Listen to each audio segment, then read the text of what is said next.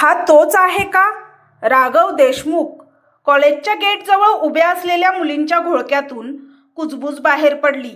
त्या आवाजात कुतूहल होतं, थोडी भीती होती आणि बराचसा थरार. सगळ्यांच्या नजरा एकाच दिशेने वळल्या. काळ्या रंगाची मोठी SUV हळूच कॉलेजच्या गेटपाशी येऊन थांबली होती. गाडीचं इंजिन बंद झालं, पण वातावरण अजूनही धडधडत होतं. दार उघडला. सगळ्यात आधी जमिनीवर टेकला तो महागडा बूट. मग दिसली काळी जीन्स, काळा शर्ट, गळ्यात चेन आणि शेवटी दिसला तो चेहरा, थंड, निर्विकार, पण आत कुठेतरी राग दडलेला. तो होता राघव देशमुख. राज्याच्या राजकारणात ज्याचं नाव वजनदार होतं, अशा घराण्यातला मुलगा. वडील आमदार, नावापेक्षा दबदबा मोठा आणि स्वभाव पूर्ण रावडी. राघवने आजूबाजूला नजर फिरवली. तो कुणाकडे पाहत नव्हता, पण तरीही लोक आपोआप बाजूला होत होते. कॉलेजचे गेट उघडताच जणू त्याच्यासाठी रस्ता मोकळा झाला. तोच आहे, हो तोच. याच्याशी कोणीही पंगा घेत नाही म्हणे. कुजबूज वाढत होती. राघव शांतपणे आत चालू लागला. त्याच्या चालण्यात घाई नव्हती, पण आत्मविश्वास भरलेला होता. जणू हे ठिकाण आधीपासूनच त्याचंच आहे. कॉलेजच्या दुसऱ्या टोकाला मात्र वेगळाच आवाज होता. हशा, गप्पा, मोबाईल कॅमेऱ्याचे क्लिक, आरशासमोर उभ्या राहून पोजेस. तो होता फॅशन डिझाईन विभाग. कायरा, तू आज खूप किलर दिसतेस, एका मुलीने उत्साहात म्हटलं. मी दिसत नाही, मी आहेच तशी, ती हसत म्हणाली. ती होती कायरा मेहता. उंच, आत्मविश्वासपूर्ण, डोळ्यात चमक. घातलेले कपडे युनिक दिसत होते, कारण त्यात तिची स्वतःची स्टाईल होती. हात कमरेवर, चेहऱ्यावर स्पष्टपणा. मला कुणाची परवानगी नको असं सांगणारा. कायरा फॅशन बॅकग्राऊंडमधून आलेली, डिझायनर होण्याचं स्वप्न डोळ्यात. ती कोणाच्याही नावाने, पदाने किंवा पैशाने दडपली जाणारी नव्हती. आज बाहेर शूट आहे ना? तिच्या मैत्रिणीने विचारलं. हो, आणि आज मला कुणाचाही मूड खराब करायचा नाही. आज सगळं परफेक्ट हवं, कायरा म्हणाली, बॅग खांद्यावर घेत. ती कॉलेजच्या मुख्य रस्त्याने चालू लागली आणि तेव्हाच कॉलेजच्या मधल्या चौकात राघव आणि कायरा पहिल्यांदा समोरासमोर आले. कायरा फोनवर बोलत चालत होती. राघव आपल्या लोकांसोबत पुढे येत होता. दोघांची टक्कर अगदी जवळजवळ झाली. डोळे उघडे ठेवून चालता येत नाही का? राघवच्या तोंडातून थंड आवाजात शब्द बाहेर पडले. कायरा थांबली. हळूच फोन कानापासून दूर केला. तिने राघवकडे वर पाहिलं. डोळ्यात भीती नव्हती, तिरस्कारही नव्हता, फक्त प्रश्न होता. रस्ता तुझ्या नावावर आहे का? ती शांतपणे म्हणाली. क्षणभर आजूबाजूचं वातावरण गोठलं. राघवच्या मित्रांनी एकमेकांकडे पाहिलं. कोण आहे ही? असा प्रश्न त्यांच्या चेहऱ्यावर स्पष्ट होता. राघवने पहिल्यांदाच नीट तिच्याकडे पाहिलं. ती घाबरलेली नव्हती. ती त्याच्यासमोर ताठ उभी होती. आवाजात कापरं नव्हतं. तुला माहीत आहे मी कोण आहे? राघवने विचारलं. मला फरक पडतो का? कायराने तितक्याच शांतपणे उत्तर दिलं. आजूबाजूला उभी असलेली मुलं मुली श्वास रोखून पाहत होती. कॉलेजमध्ये कुणीही कधीच राघव देशमुखला असं उत्तर दिलं नव्हतं. राघवच्या चेहऱ्यावर हलकसं हसू आलं, पण ते हसू धोक्याचं होतं. नाव काय तुझं? तो म्हणाला. कायरा मेहता. आणि लक्षात ठेव, मी कुणाला घाबरत नाही. ती वळली आणि न डगमगता पुढे निघून गेली. राघव तिथेच उभा राहिला. आज पहिल्यांदाच कोणीतरी त्याच्यासमोर उभी राहिली होती आणि त्याला जाणवलं, ही टक्कर साधी नाही. कॉलेजच्या चौकात सगळं पुन्हा नेहमीसारखं झालं होतं.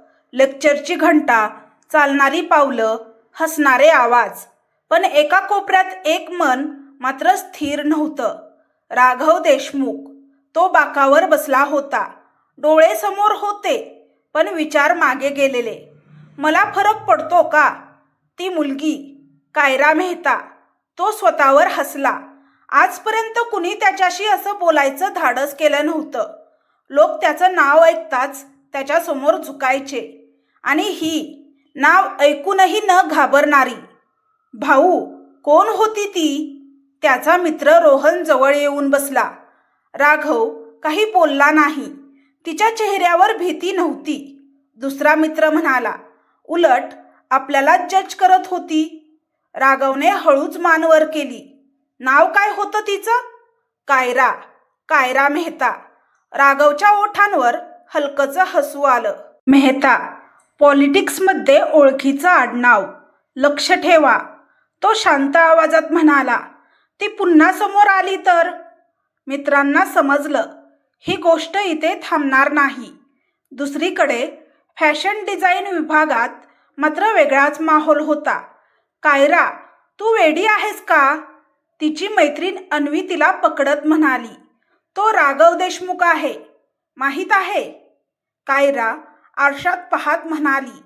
म्हणूनच शांत राहिले. शांत? अन्वीने डोळे मोठे केले. तू त्याला सरळ उत्तर दिलंस. कायरा वळली. तिच्या डोळ्यात स्पष्टपणा होता. अन्वी, मी माझा आवाज खाली केला तर? मला प्रत्येक वेळेस खाली पाहावं लागेल आणि ते मला मंजूर नाही. ती डिझाईन बोर्डवर स्केच चिटकवत म्हणाली. माझं आयुष्य कोणाच्या नावावर, कोणाच्या भीतीवर चालणार नाही. ती फक्त बोलत नव्हती, ती जगत होती. दुपार झाली. कॉलेज कॅम्पसमध्ये गर्दी वाढली. कॅन्टीन, लॉन, ग्राउंड, सगळीकडे विद्यार्थी.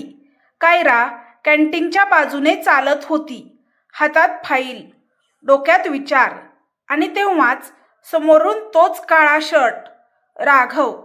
तो एकटाच होता, हात खिशात, चालण्यात आत्मविश्वास. कायरा थांबली नाही. ती सरळ पुढे चालत राहिली. राघव तिच्या समोर येऊन उभा राहिला. ऐक, तो म्हणाला. कायरा थांबली. हळूच वर पाहिलं. मी ऐकायला येते जेव्हा मला ऐकायचं असतं, ती म्हणाली. आजूबाजूचे काही विद्यार्थी थांबले. सगळ्यांना जाणवलं आता काहीतरी होणार आहे. तू माझ्याशी ज्या टोनमध्ये बोललीस, राघव म्हणाला, तो इथे चालत नाही. कायराने श्वास घेतला. तिचा आवाज शांत पण धारदार होता. मी कोणाच्या परवानगीवर बोलत नाही आणि हे कॉलेज आहे, कोणाची सत्ता नाही. मी जशी आहे तशी बोलते. तुला कल्पना नाही. राघव पुढे झुकून म्हणाला. मी कोण आहे आणि तुला कल्पना नाही. कायराने तितक्याच थंडपणे उत्तर दिलं. मी कोण बनणार आहे. क्षणभर सगळं थांबलं. राघवने पाहिलं. पहिल्यांदाच कोणीतरी त्याच्या डोळ्यात डोळे घालून बोलत होतं. जास्त उडू नकोस, तो म्हणाला. इथे सगळं माझ्या शब्दावर चालतं. कायरा हसली. मला फरक पडत नाही. माझं जग इथे मर्यादित नाही. ती वळली. पण 2 पावलं टाकताच कायरा, राघवचा आवाज आला. ती थांबली नाही. हे लक्षात ठेव, तो म्हणाला. तुझा हा ॲटिट्यूड महागात पडेल. कायरा वळली. आणि तू हे लक्षात ठेव, ती म्हणाली. माझा आत्मसन्मान मी कधीही स्वस्तात विकत नाही. ती निघून गेली. आजूबाजूंच्या मुलांमध्ये कुजबूज सुरू झाली. ही मुलगी वेगळी आहे. राघव समोर उभी राहिली. राघव तिथेच उभा राहिला. राग होता पण त्याहून जास्त कुतूहल. संध्याकाळी राघव घरी पोहोचला. मोठा बंगला, सुरक्षा, राजकीय फोटो. वडील टीव्ही समोर बातम्या पाहत होते. कॉलेज कसं आहे, त्यांनी सहज विचारलं. नेहमीसारखंच, राघव म्हणाला. पण मनात एकच चेहरा, कायरा मेहता.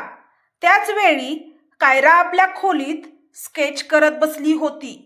डिझाईनमध्ये नकळत एक रेषा वारंवार तुटत होती. ती थांबली. डोळे मिटले.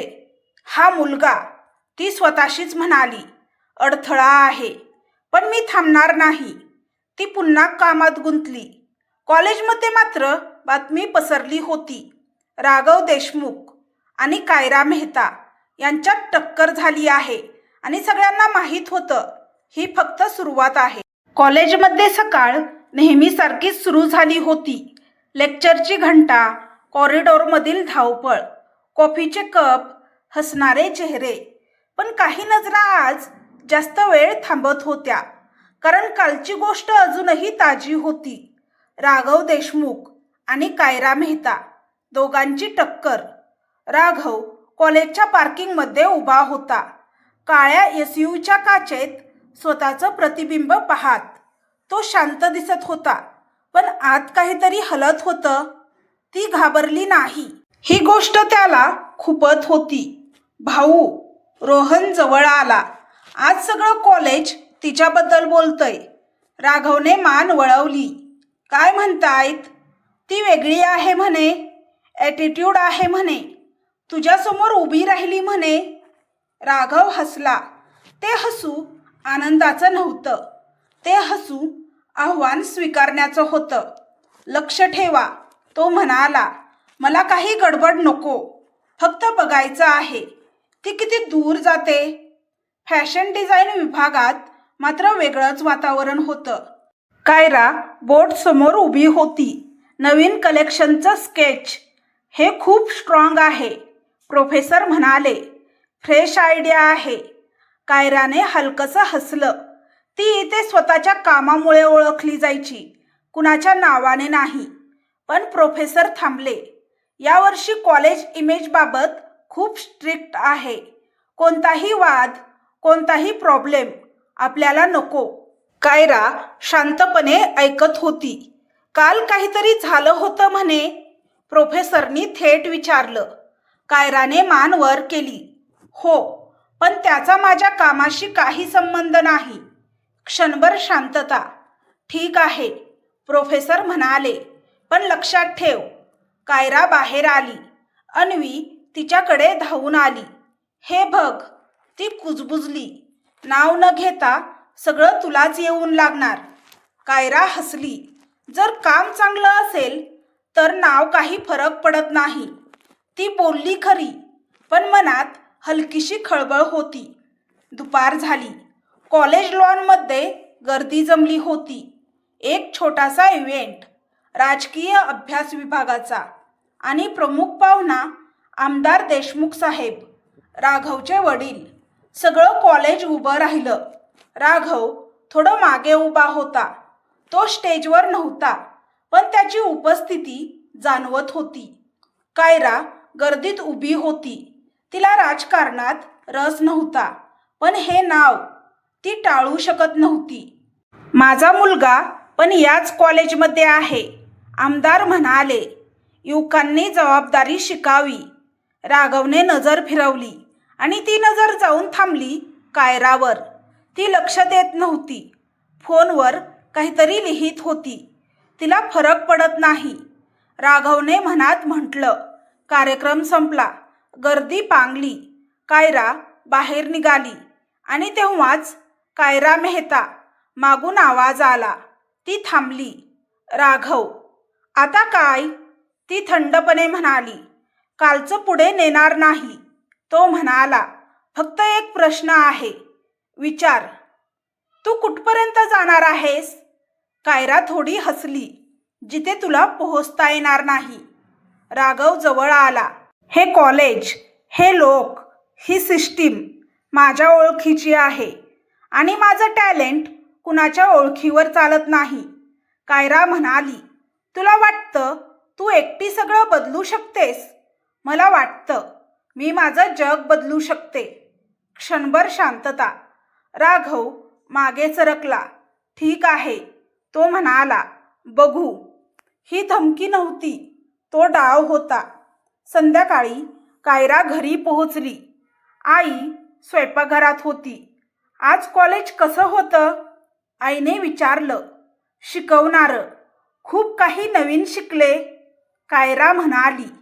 ती खोलीत गेली. स्केच काढायला बसली, पण आज रेषा थरथरत होत्या. मी बरोबर करते ना? हा प्रश्न पहिल्यांदाच आला. तिने पेन्सिल घट्ट पकडली. मी थांबणार नाही, ती स्वतःशी म्हणाली. दुसरीकडे राघव छतावर उभा होता. शहराकडे पाहत. ती वेगळी आहे, रोहन म्हणाला. म्हणूनच मला रस आहे, राघव म्हणाला. प्रेम? रोहन हसला. राघव गप्प राहिला. हा शब्द तो स्वतःसाठी अजून मान्य करत नव्हता. हा खेळ आहे, तो म्हणाला, आणि मी हरत नाही. कॉलेजमध्ये पुढच्या दिवशी कायराला एक नोटीस मिळाली. Project submission date advance. तिचं काम अजून पूर्ण नव्हतं. अन्वीने घाबरून पाहिलं. हे अचानक कसं? कायरा शांत होती. ती कागद हातात धरून उभी राहिली. हे मोठं संकट नव्हतं, पण इशारा होता. हा पहिला डाव आहे, तिला समजलं.